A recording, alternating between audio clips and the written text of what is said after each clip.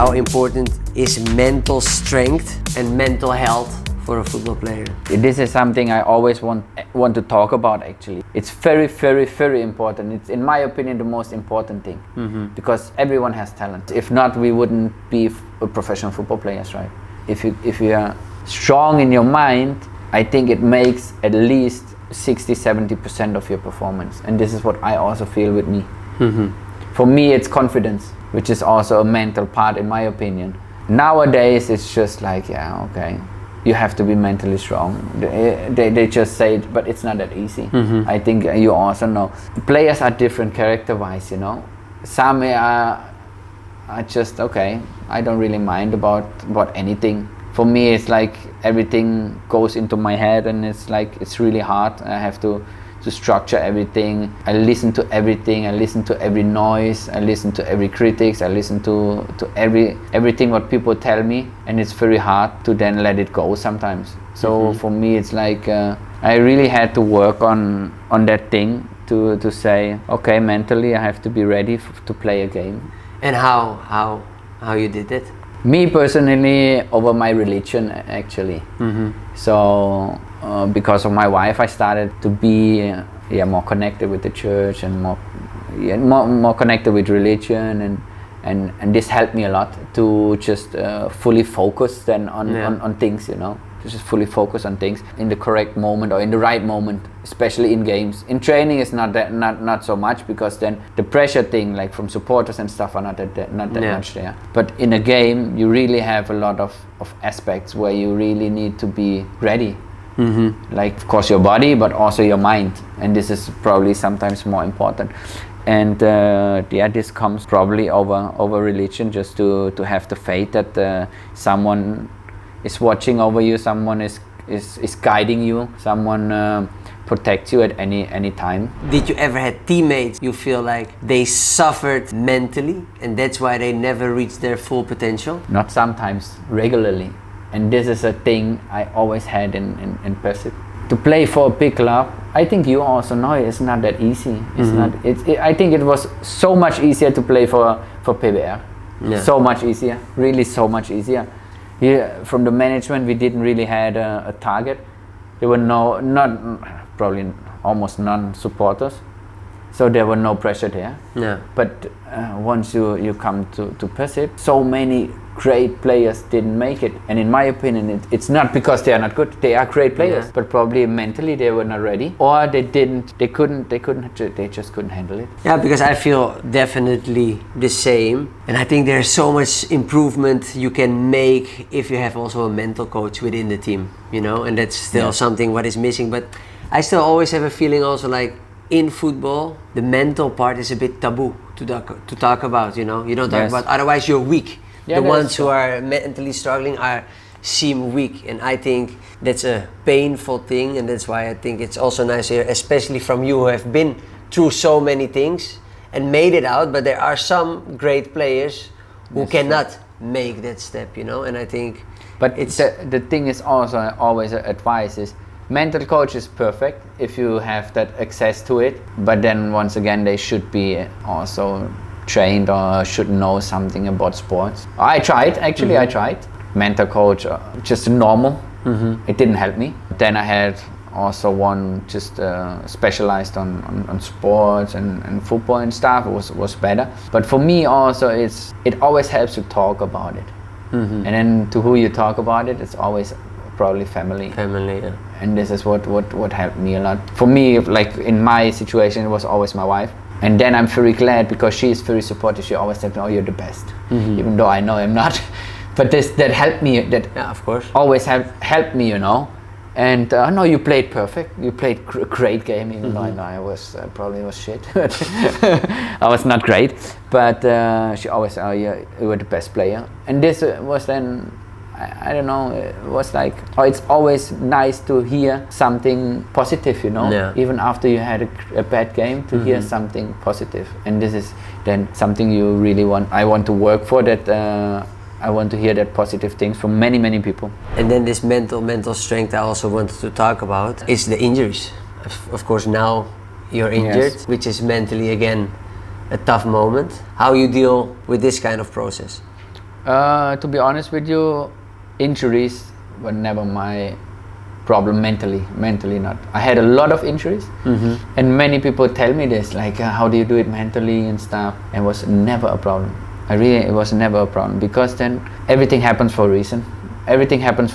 Maybe it's time to take a little bit of a break, maybe a step back, to do 2 steps forward, maybe. Yeah. That's what I always think. Maybe it's good that I have that mentality to always work hard. Maybe sometimes it's not so great, because I always overdo it in injuries. And every injury I had a bit of a step back, because I trained too hard, too early, you know. Yeah. But it was always, I love football, I love playing the game, so it was never, I wanted to say I never had it that, okay, now I want to stop, now it's enough, you know. But actually I had it, and I had it now, just recently. It was not a good time. I had an surgery in the first game on my knee. I said yes, meniscus is broken, basically. Same thing what I had 15 years ago. And I was like, now the circle ends, you know. Now the circle ends. It ended my career back then. Now it will end my career now. The same spot, the same injury. And when they did the MRI, the tests and stuff, they saw, yeah, a lot is broken inside the knee. Probably also because of overuse. I get the surgery done. Was always, if I have the chance to get the surgery, because a lot of local Indonesian players here, they don't like to get the surgery, and then they wait, but at the end they still have to do it probably. I'm never afraid of a surgery, because I know it makes me better actually. So I did the surgery, everything went well. I felt very good, very strong. Compared to my injury 15 years ago, I felt very good, and I was like, oh wow, that's good. After 2.5 months, I could jump, I could do things. I said to my physio, is it not too early? No, it's okay. And yeah, I didn't have any problem with my, and then out of the blue, the other knee hurt. My other knee hurts, and I stopped a bit. I started again, it hurts again. I stopped, it still hurts. And I was too afraid to do a MRI, to do a test, because I was too afraid. Because I knew deep inside you knew there's something wrong? Yes, I knew I need an operation. I said to the coach, I need another operation. He said, what? No way, it will pass. I knew I need another operation. And then I was like, okay, you know what we do? I play until the end of the season with painkillers, and then I end my career. That's how I said, I do this. Because it was too much pain, but and then I never tried it. I don't know why. I cannot tell you why, or what made it that I changed my mind. That I said, okay, let's just do the test or the MRI and see what it is. And once I did it, I was not even sad when I get the result. I was not even sad, because deep in myself I knew it, and I had really exactly the same what I had on my left, I had on my right. I cannot understand, probably because of overuse. I don't know how it happened, but exactly the same. And I knew I had to go through again the same thing, probably 4 to 6 months of recovery and rehab and everything. But then I said, yeah, on the other side, now I have probably two healthy knees again. Yeah. So now I can play again more for five more years maybe, you know. So, and then I was like, okay, now I have to go through hell a little bit, and then I will be fine again. And then I said, yeah, now I want to know it. Now I want to know if I can reach, or what potential I can reach, you know. Because then I think you also know Fabiano was a good teammate of mine. Yeah. Of ours actually. Yeah. And he had a big injury, Achilles injury, and he, for 1 whole year, he was away. And he was, back then he was 40 years old. And he came back, and now he's the captain of Piak. Yeah. And he's playing amazing every single game. Yeah. And I was like, a bit of a similar mentality like me. Yeah. He likes to be like serious in trainings, in the games. He likes to work really hard, even off season he always works. And I said, come on, if Fabiano can do it, I also want to do it, you know. And that is what is nice in football. You always look up to others also. Yeah. You know, you see other players, you have friends, you see how they deal with situations you are in at the moment. I was like, yeah, Fabiano can do it. I also have to do it. I also somehow have to do it. And yeah, this is now what I'm trying to do, to come back from probably two big injuries, and to test myself again and to say, okay, what can I do? Let's see. And I cannot wait for that comeback, because I strongly believe you will come back stronger, because you have, I mean, if we go back through this whole story, you have always proven it. With 15 years ago, coming back, get a dream again, fans who are against you, coming back again, now again an injury. So I definitely believe you are definitely not done yet. But with your loyalty, is PSS then your last club, or will we still see a move somewhere else? So I always wanted to end my career in Persib. It's always a dream of mine. And I had a similar dream, didn't work. You see? Because Persib is just it's just amazing from everything. The people hate you, and now they love you, and the love towards them is equal. So it's just special, you know. It's really special. Every time I go just near Bandung, they recognize me, and it's just nice. It's just nice. But I'm a realistic person. I'm happy now, because where Persib is now is where they belong. Yeah. The strongest team in Indonesia, and every single year they play for the championship, and maybe they can become a force like it is JDT in Malaysia. So I hope to end my career then in PSS. Yes. That's nice. Well, then to be honest, for me it was, of course, you know, Bali United. Yes. I wanted to end at Bali United. It didn't work, so I would love to see come back stronger. But the family, how are they here in Jogja? They really like it, actually.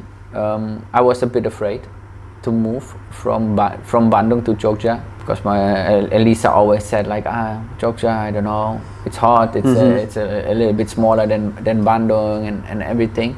We really enjoy Jogja, and it's very nice. I have to say, it's very nice. It's a little bit, like I said, it's a little bit smaller, it's a little bit hotter than Bandung, but it's very nice. No, it's very nice. It's not mistakenly, like, I think one of the best destinations for holiday for the people, if there are public holidays, to come to Jogja, to visit Jogja. But how is it to being a pro athlete, a football player, and a dad at the same time? Is it hard? It is hard. Yes, it is hard. It's tiring. I always joke with my teammates. I say, now the training is finished, but now my real training starts now when I go home, and it's way more tiring than the training on the pitches. And it actually really is. You know how it is. Two small boys. It's not always easy, but it's always fun. It's always fun. It's tiring, yes. It's always less. Yeah. Sometimes also you say, oh my God, now I had enough, and but then I go back to bed in the night, and then it's like, they will grow up, and then I don't have them anymore. Yeah. I get emotional. Will go fast. Yes, and very fast, and then I don't see them, and like they are now, I cannot hug them anymore. Probably they don't want to hug me anymore. So yeah, I don't know. It's always fun. I love them so much, and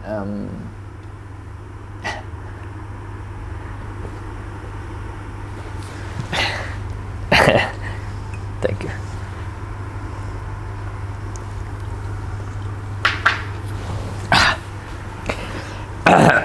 No, I always want to be a good father for them, you know, so that they look up to me, that they now become nice people. And I always said, I don't actually want them to become football players. I know you are a little bit different, but I really don't want them to become football players. If they want to become, if they say, oh no, I have the passion, I want to become football player, it's okay. Then of course I will support them with everything I have, but I know how it is to be a football player. It's not easy. It is not easy, especially what we were talking about mentally. It's not easy. Yeah. What we have to go through every time. It's nice to make your hobby your job. Yes, it is. People always look only at the bright side of football, but there are a lot of dark sides also in football. And I don't know. Let's see how they grow. They're still too small, I think, to have a real passion. Like my big one, I want to become a police officer. So let's see. Football comes with, even from a young age, it comes with a lot of sacrifices. It's true. For me, then the hardest part, making sacrifices for the kids. How is that for you? Do you feel sometimes like a bad dad because you have to to leave. To put football sometimes above your own family, or you've never had a thought like this, or I actually no, I never had it, because football is a part of my life and it's a love of my life. But I always put my kids over football, always. So this is something I never really thought of it. Actually, if my kids would say now, I know they are too small, but if they would say, Papa, can you stop football now? I don't know why they would say that. I would immediately stop. Yeah. It's I love football, yes, but it's family is more important than anything. I feel like so. For me, it's like it's hard to go on away games. On the other hand, it's a little bit of a break. Also, but then still, again, there's a lot of how do you call it? Tanggung jawab. Yeah, responsibilities. What comes with me being a football player. So yeah, it's also my job, right? So I have to do it in some way still, to say just to feed them, to give them a life, a good life, a life I had, and I want to give them the best life also, what they can imagine of, Being football players is always easy. You see the shine, you see the performance, you see the success they have. But then there is this one part in family nobody sees, and it are for me, the wives. Yes, that's true. Who always support us being away. They're taking care of 2, for you 2, for me 4. That's true. So how does this help you, and how thankful are you for having such a supportive home base to come home to? Yeah, that's what I said. It's actually pretty unbelievable, because you can have such a bad game. You can lose I don't know how much. You come home and you forget everything. Yeah. Your wife is there, probably cook dinner, and then the kids are there with a smile coming to hug you, and say, Papa, where are you? And then you forget really everything. So this is something people cannot understand if they don't have it, Mm-hmm. This is really the beauty of having a family. And I know it's not easy also for Elisa, especially like you say, when we are away. Because I have a feeling the hardest part, because that's what I say, the hardest part is we get all the shine. Yes. Well, they are the pillars. It's true. Behind our success. Yes. Not getting any shine. Yes, it's true.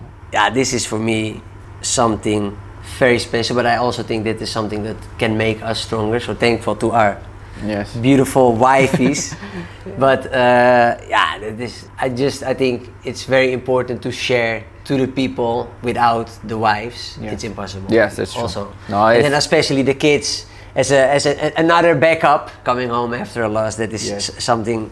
I think the most beautiful thing there is at the end is the family. No, and also like for me, also with Elisa, back in the Pacific times, when I really struggled, she was always my rock, always there for me, and always even though, as you remember, I had an injury for 8 months, I was out, I think, and that was really not easy, because I really wanted so much to play, but she took care of everything basically. Back then we didn't have kids yet, but still I couldn't walk, I was on crutches for a very long time, and she took care of everything. So it's actually amazing what they do for us, what we actually sometimes take for granted, and Definitely. it is really not so.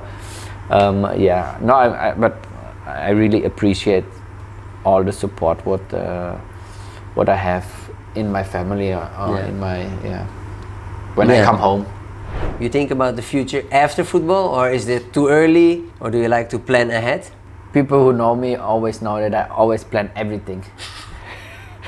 Even if it's holiday, if it's anything, normally, I don't know, probably Chen plans everything for your family. I plan everything for my family.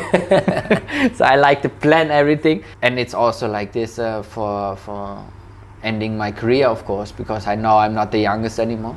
I try to build in Bandung a business. Food and beverage didn't work out. Barbershop I still have.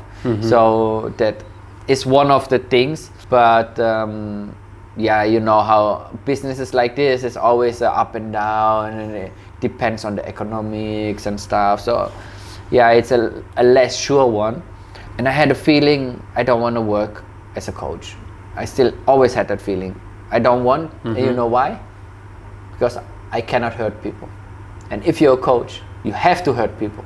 Definitely. And you have only 11 to play, so... And I cannot. I would talk to them, but I don't know how to start. I cannot say, okay, you're worse than the other, even though he is, you know. Yeah. Or maybe it's not worse, but it's better for the team to start another player. And this is something I cannot. So I think maybe for the youth would interest me to push young players to become better players or to become football players. This is something I like, so to take care of the youth. But I like the management. I like to organize things, and that's why I started my studies in sports management. Nice, yeah. So I study sports management overseas in Germany. So it's like more or less online studies, but for the exams I have to go to Germany and write it there. So definitely a career after football in football. Yeah. Now it looks like this, yes, because football was always my life, probably will always be my life, and the more I'm getting older, the more I also feel like I get to know more the structure of a club, and now with my studies and everything, and I'm someone who always try to improve myself. And I'm always eager also to improve others, that they improve, that they can improve, or that they fulfill their full potential. That's why I always like to push other players, to motivate other players. But I also see a lot of potential in the clubs, in the structure of the club, in the organization. And now with Indonesia as a growing football country, I think the clubs also need to follow as well. Yeah, definitely. Thank you very much for the experience you shared, the emotions you shared. But of course, for me, most important, thank you for being inspiring, because that's something you always wanted from a young age, and that is something what you have definitely achieved. I wish you a good recovery. We cannot wait to see you back on the field. Thank you for being you. Thank you for being helping for others and being just the person you are. And thank you for being on this show, of course. And we wish you all the best. Thank you. All the best also for you. Thank you. So guys, this was a long one, a good one, a very inspiring one, and someone with of course Kim, who I have deep and dear in my heart. I hope you guys enjoyed, and I see you guys the next time.